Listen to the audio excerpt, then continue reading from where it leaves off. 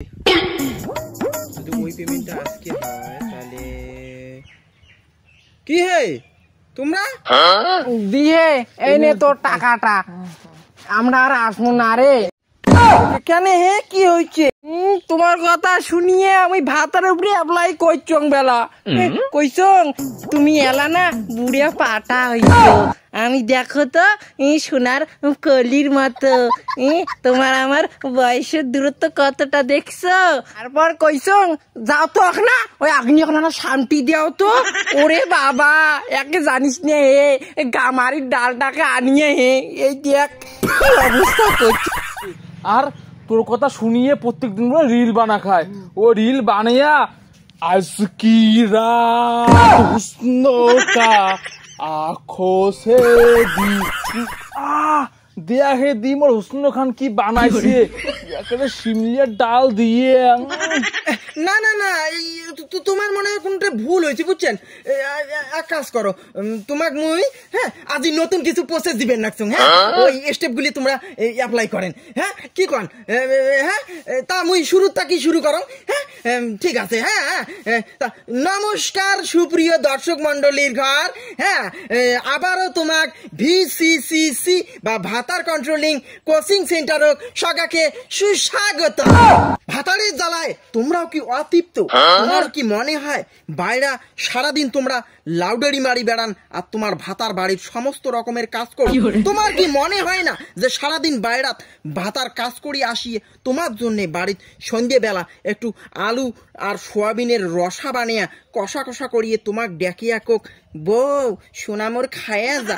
এমন কি মনে হয় না এই অতৃপ্তকর গরমত যে তোমার ভাতার বাইরা থাকি দুইটি বিয়ের আনিয়ে তোমাক কবি সোনা এই গরমে একটু বিয়ের খেয়ে শরীরটাকে শীতল করো? যদি মনে হয় তাহলে তোমরা আজ ঠিক জায়গাতে আসি গেছেন তোমার জন্য ভাতার কন্ট্রোলিং কোচিং সেন্টার বা ভিসিসিসি। মন তো চায় হে দি কিন্তু দেখিস নে যে রিস্কি ব্যাপার। না না প্রথম স্টেপ তোমরা কোনো গোলমাল করছেন তার জন্যে মুই তোমাক আজকে নতুন কিছু স্টেপ দিম। নতুন কিছু স্টেপের মধ্যে স্টেপ 1 হচ্ছে বিপিএস মানে হচ্ছে বিউটি পার্লার সেটিং। দেখো মহিলা মানুষ বিবাহিত মহিলা মানুষ সারাটা জীবন নিজেকে সৌন্দর্য রাখতে হবে। এটি হচ্ছে প্রথম স্টেপ। মুই আগের দিনও কইছো তার জন্যে তোমার নিকটবর্তী কোনো বিউটি পার্লারও অ্যাডমিশন হইতে হবে। তো ভাতারও বুঝাইতে হবে যে একটা মেকআপ আর্টিস্টের কতটা কামায়। যখন তোমরা বিউটি পার্লারে অ্যাডমিশন হবেন তখন তোমার ব্রাইডাল তারপরে যে প্লাগিং তারপরে হচ্ছে তোমার ফেসিয়াল এলে পাবেন পুরোটাই ফ্রিতে। সাদায় দিনে তোমরা সাজিয়ে যখন ভাতারের সামনে আসবেন তখন জেনে ভাতার তোমার সৌন্দর্য দেখে সাদায় দিনে কিরাস খায়।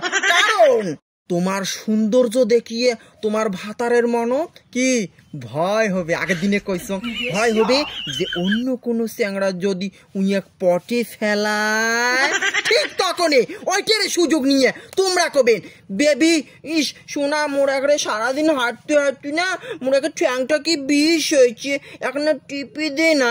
তোমার ভাতার যদি কয় যে বালের নটঙ্কি মারাই মস্য দে এর জন্য আলাদা ট্রিটমেন্ট আছে। আর যদি মনে করো তোমার ভাতার তোমার ঠ্যাং টিপি দিলে তাইলে তোমার গেম অন।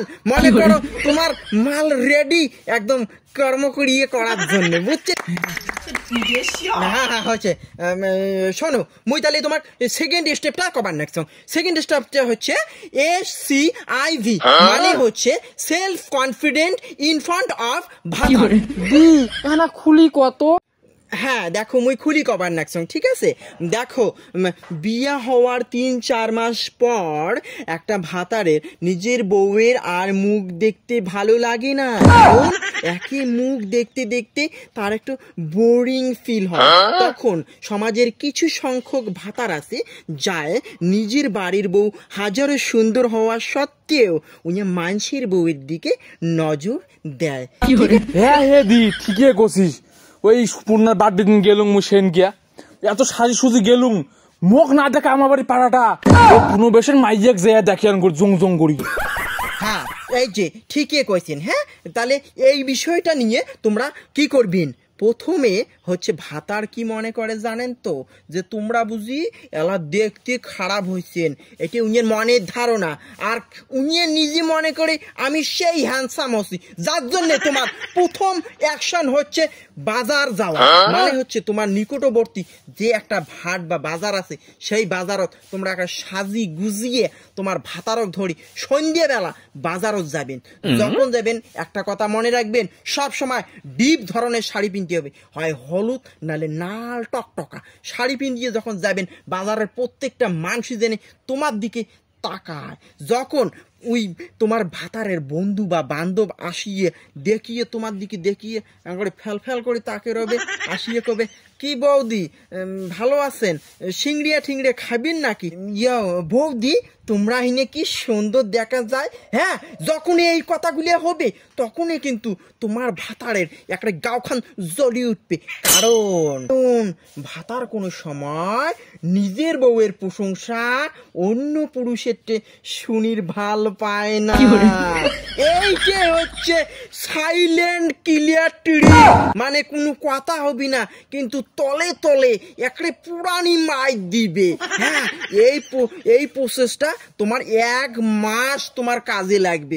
এটির পরের থেকে দেখবেন ভাতার তোমার কতটা ইম্পর্টেন্স দেয়। মুই তো এটাই ঠিক করি ছাড়িম। ঠিক আছে ঠিক আছে, যাই হোক তোমার নেক্সট পয়েন্টের সাথে পরিচয় করেন রাখছো। নেক্সট পয়েন্টটা খুবই পাওয়ারফুল, মানে এটা হচ্ছে EFI, মানে হচ্ছে ফ্যামিলি ইরিটেটিং ইস্যু। এবার তোমার বিস্তারিত ভাবে কভার রাখছো। দেখো, প্রত্যেক দিন এই খেলার মেন টপিক কিন্তু তোমার শাশুড়ি মা, ঠিক আছে?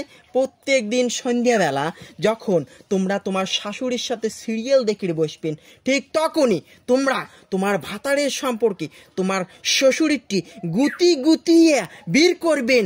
পাড়ার কোনো মেয়ের সাথে তোমার ভাতারের কোনো ইন্টু পিন্টু ছিল কি না, শুধু এই রহস্যটা তোমরা উদ্ধার করবেন। আর মই শিওর যে তোমার ভাতার যে লুচ্ছা কোনো না কোনো সম্পর্ক ঠিক দেখবেন বেরিয়ে আসবে।